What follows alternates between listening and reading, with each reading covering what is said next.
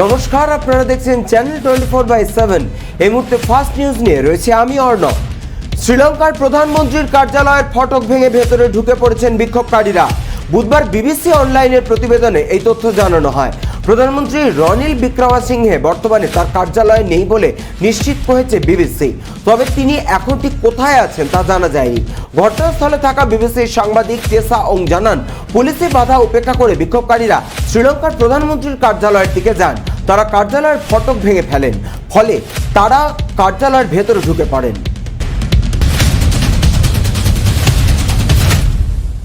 President ও প্রধানমন্ত্রীর পদত্যাগের দাবিতে শ্রীলঙ্কায় তুমুল গণবিক্ষোভ চলছে।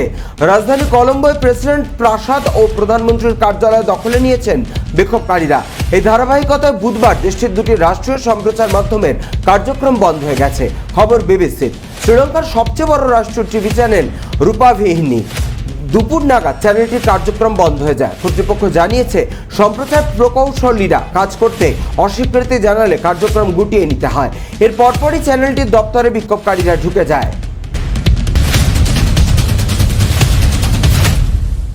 শ্রীলঙ্কায় আইন শৃঙ্খলা পরিস্থিতি পুনরুদ্ধারে প্রধানমন্ত্রী রনিল বিক্রমাসিংহে তিন বাহিনীর বেশ কয়েকজন কমান্ডার ও প্রতিরক্ষা সচিবের সমন্বয়ে একটি কমিটি গঠন করেছেন। এই কমিটিকে আইন শৃঙ্খলা রক্ষায় যা যা করণীয় সবকিছু করতে নির্দেশ দেওয়া হয়েছে। কলম্বোতে থাকা কাতার ভিত্তিক গণমাধ্যম আল জাজিরার প্রতিনিধি মিরেলি ফার্নান্দেজ এই তথ্য জানিয়েছেন।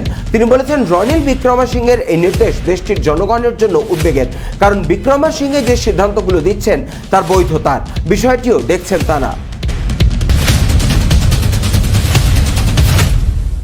ইউক্রেনে রাশিয়ার হামলা শুরুর পর থেকে বিশ্ব খাদ্য সংকটে পড়েছে।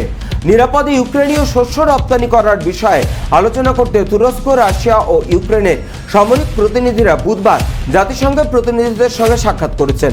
তুরস্কের পক্ষ থেকে এই কথা জানানো হয়েছে। ধারণা করা হচ্ছে, এই আলোচনা সফল হলে ইউক্রেন থেকে খাদ্যশস্য রপ্তানি করা সম্ভব হবে এবং বিশ্বে খাদ্য সংকট কমবে। তবে আলোচনায় বেশ কিছু শর্ত রেখেছে মস্কো। খবর আল জাজিরার।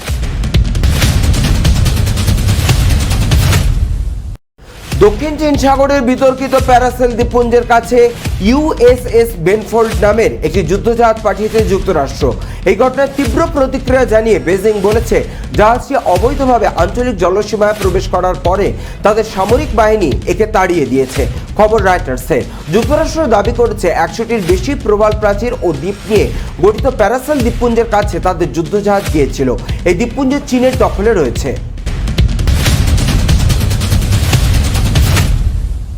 ব্যাপক জনবিক্ষোভের মুখে মঙ্গলবার দেশ ছেড়ে মালদ্বীপে পালিয়ে যান শ্রীলঙ্কার প্রেসিডেন্ট গোতাবায়া রাজাপক্ষে। তাকে আশ্রয় দেওয়ায় মালদ্বীপের রাজনৈতিক দলগুলো দেশটির সরকারের কঠোর সমালোচনা করেছে। অন্যদিকে দেশটির সাধারণ লোকজনও মিশ্র প্রতিক্রিয়া দেখিয়েছেন সামাজিক যোগাযোগ মাধ্যমে। বার্তা সংস্থা এএফপির খবরে বলা হয়েছে, মালদ্বীপের প্রধান বিরোধী দল প্রগ্রেসিভ পার্টি অব মালদ্বীপ পিপিএম গোতাবায়া রাজাপক্ষকে আশ্রয় দেওয়ার বিরোধিতা করেছে।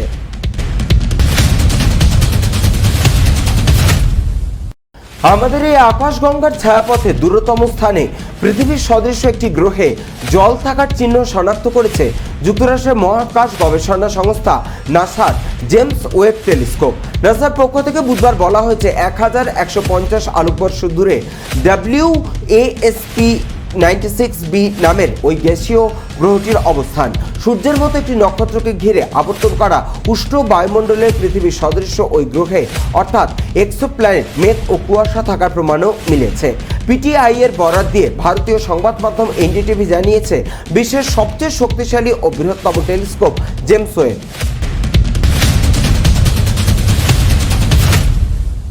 যুক্তরাজ্যের প্রধানমন্ত্রী বরিস জনসনের উত্তরসূরি নির্বাচনের আনুষ্ঠানিক প্রক্রিয়া শুরু হয়েছে। বুধবার স্থানীয় সময় বেলা 1:30টায় প্রাথমিক বাছাইয়ের জন্য দেশটির পার্লামেন্টে কনজারভেটিভ পার্টির এমপিদের মধ্যে ভোটাভুটি শুরু হয়েছে। এতে অংশ নেন 8 জন প্রার্থী।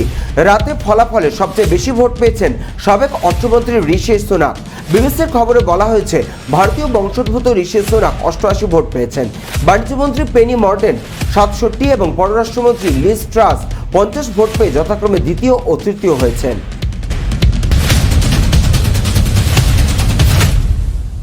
অবশেষে হিজাব মামলার শুনানি শুরু হতে চলেছে। সুপ্রিম কোর্টের প্রধান বিচারপতি এনভি রমন বুধবার বলেছেন উপযুক্ত বেঞ্চে আগামী সপ্তাহে এই মামলার শুনানি শুরু হবে। দক্ষিণ ভারতের বিজেপি শাসিত কর্ণাটক রাজ্যের সরকারি শিক্ষা প্রতিষ্ঠানে হিজাব সহ যে কোনো ধর্মীয় পোশাক নিষিদ্ধ করেছিল। এ নিয়ে হাইকোর্টে মামলা হয়। হাইকোর্টের রায়ে বলা হয়েছিল হিজাব ইসলামে অপরিহার্য নয়। সেই রায়কে চ্যালেঞ্জ জানিয়ে সুপ্রিম কোর্টে একাধিক মামলা হলেও এতদিন শুনানি শুরু হয়নি।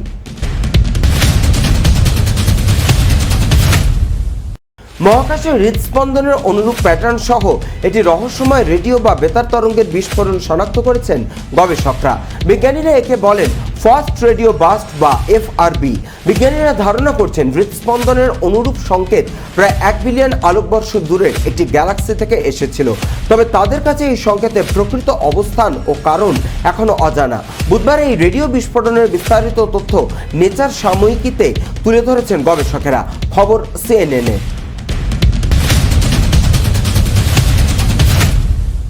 প্রযুক্তি প্রতিষ্ঠান মাইক্রোসফটের সহ প্রতিষ্ঠাতা বিল গেটস তার দাতব্য সংস্থায় আরও 20 বিলিয়ন মার্কিন ডলার দান করেছেন। ফাউন্ডেশনের বার্ষিক কার্যক্রমকে আরও বাড়াতে তিনি এই দান করেন বলে বুধবার ঘোষণা করেন। খবর রয়টার্সের। বিল গেটস ও তার সাবেক স্ত্রী মেলিন্ডা গেটস এই ফাউন্ডেশনের প্রতিষ্ঠাতা। এটিকে বিশ্বের অন্যতম বড় দাতব্য সংস্থা হিসেবে ধরা হয়।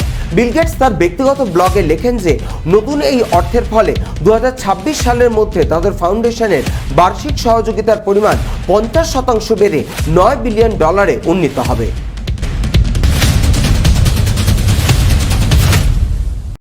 সিবিআই এর তলব পেয়ে নিজাম প্যালেসে পৌঁছলেন রাজ্যের শিক্ষা সচিব মনীষ জৈন। পশ্চিমবঙ্গের SSC-তে নিয়োগ দুর্নীতির মামলায় মনীষকে ডেকে পাঠিয়েছিল সিবিআই। বৃহস্পতিবারে নিজাম প্যালেসে কলকাতা সিবিআই এর দপ্তরে হাজির হতে বলা হয়েছিল তাকে।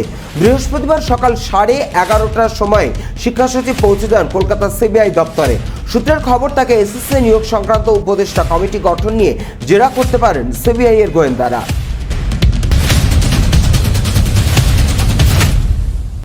এতদিন 15,000-এর আশেপাশে ঘোরাফেরা করছিল দেশের কোভিড গ্রাফ, কিন্তু এবার 1 লাফে তা 20,000 পার করলো, অর্থাৎ সংক্রমণের নিরিখে লম্বা লাফ। কেন্দ্রীয় স্বাস্থ্য মন্ত্রকের দেওয়া তথ্য অনুযায়ী গত 24 ঘন্টায় দেশে নতুন করে করোনায় আক্রান্ত হয়েছেন 20,139 জন এবং করোনা প্রাণ কেটেছে 38 জনের। গতকাল দেশে কোভিড আক্রান্তের সংখ্যা ছিল 16,906 জন। গতকালের থেকে কোভিডে মৃত্যুর পরিসংখ্যান কমলেও সংক্রমণ 1 লাফে বেড়েছে অনেকটাই। আর কোভিডের এই বাড়বাড়ন্ত যথেষ্ট উদ্বেগ বাড়াচ্ছে।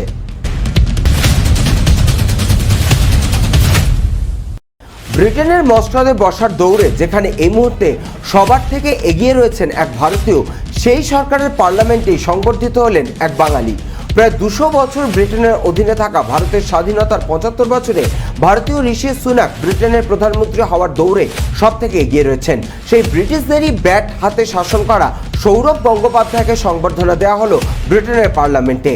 ন্যাটওয়েস্ট ট্রফি জয়ের 20 বছর পূর্তিতে সংবর্ধিত হলেন সৌরভ। 2002 সালের 13 জুলাই লর্ডসে ন্যাটওয়েস্ট ট্রফি জিতেছিল সৌরভের নেতৃত্বাধীন ভারত।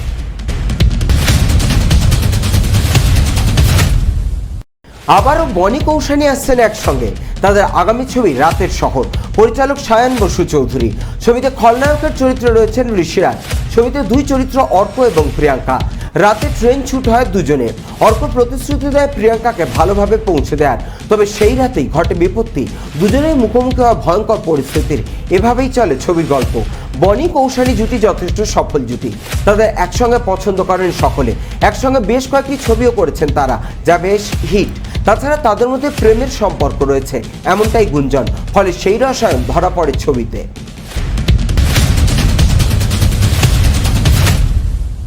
কখনো রোদ ঝলমলে নীল আকাশ, আবার মুহূর্তেই কালো মেঘে ঝিরঝিরে বৃষ্টি।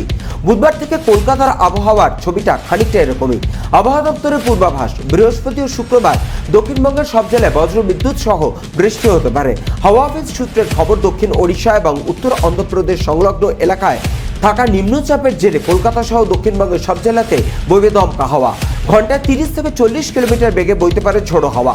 তবে বৃষ্টি হলেও দক্ষিণবঙ্গে বর্ষার বৃষ্টির ঘাটতি পূরণ হবে না বলেই মনে করছেন আবহাওয়াবিদরা। ফার্স্ট নিউজ এখনকার মতো এ পর্যন্তই। আপনারা দেখতে থাকুন চ্যানেল 24/7। টিআরপি নয়, খবরের সত্যতাই আমাদের লক্ষ্য।